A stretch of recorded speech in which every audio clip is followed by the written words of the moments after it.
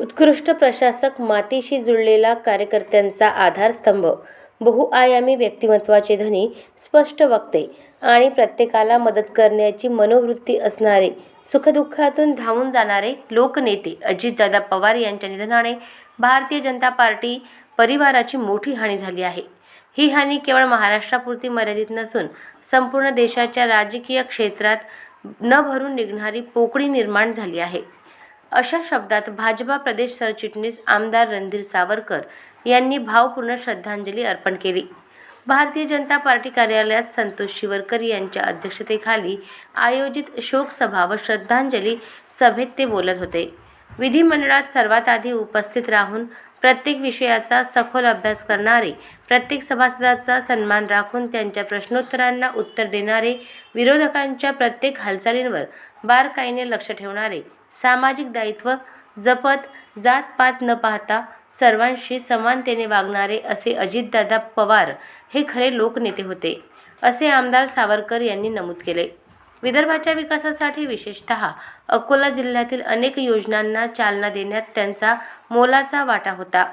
माजी खासदार संजय भाऊ धोत्रे यांच्याशी असलेले त्यांचे जिव्हाळ्याचे संबंध तसेच पवार परिवाराशी असलेले नाते यामुळे ही हानी अधिक वेदनादायी ठरली आहे. त्यांचा अवेळी मृत्यू अत्यंत क्लेशदायक असून आपण एक आदर्श मार्गदर्शक गमावला असल्याची भावना त्यांनी व्यक्त केली. यावेळी किशोर पाटील, विजय अग्रवाल, जयंत मसने, बळीराम शिरस्कार, परिमल कांबळे, अंबादास उमाळे, उषाताई विरक, चंदाताई शर्मा, डॉक्टर किशोर मालोकार, विनोद मनवानी, हरीश आलिमचंदाणी, माधव मानकर, मनीष गावंडे, ॲडव्होकेट रुपाली काकड, कृष्णा चव्हाण, किशोर कुचके, सतीश ढगे, विशाल गरड यांच्यासह अनेक मान्यवरांनी भावपूर्ण श्रद्धांजली अर्पण केली. कार्यक्रमाचे संचालन गिरीश जोशी यांनी केले तर प्रास्ताविक ॲडव्होकेट देवाशिष काकड यांनी केले. यावेळी भाजपा शहर व ग्रामीणचे पदाधिकारी आणि कार्यकर्ते मोठ्या संख्येने उपस्थित होते.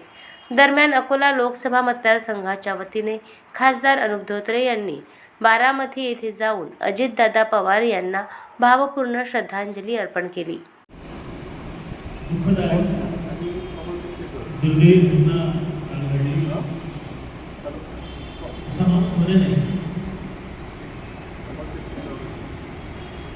टोकाचा प्रखरपणा, टोकाचा स्पष्ट वक्तेपणा, काम करण्यात टोकाची मेहनत